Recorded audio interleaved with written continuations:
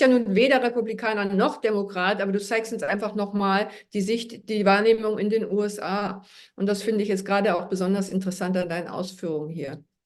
Das ist absolut richtig. Ich versuche aus der amerikanischen Sicht die amerikanische Wählerstimmung Ja. hier zu ergreifen. Und damit komme ich auch gleich auf das sogenannte Ranking der unterschiedlichen Themen, die im Mittelpunkt stehen. Das Thema It's the Economy Stupid, also Inflation, Konsum, Housing insbesondere, das sind ganz wesentliche Themen, die insbesondere natürlich auch wiederum in den Flächenstaaten kneifen. Und da hat Harris eine Altlast zu vertreten. Und der Plan, den Trump hier im Vordergrund hat, ist da erheblich überzeugender.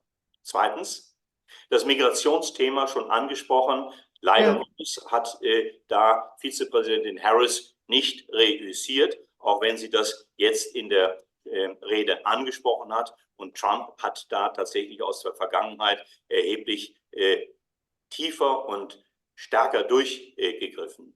Natürlich ist ihr Thema, das Thema von der Kamala Harris, das Thema Healthcare und Abortion. Und das ist sicherlich ein Thema, wo Trump nicht sehr überzeugend sein wird.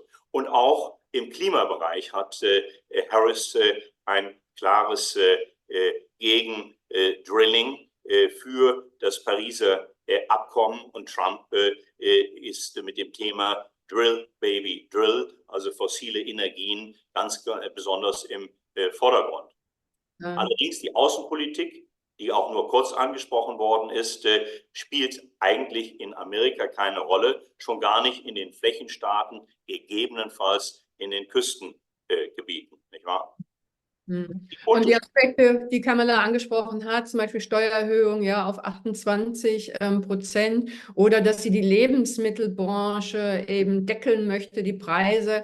Ich meine, das sind ja Aspekte, weiß man, dass sie gar nicht durchbekommen wird. Als Juristin weiß sie das ja vermutlich auch, ja. Aber gut, vielleicht denkt sie, auch Trump erzählt so viele Sachen, die er nie durchkriegen wird. Erzähle ich auch mal das eine oder andere.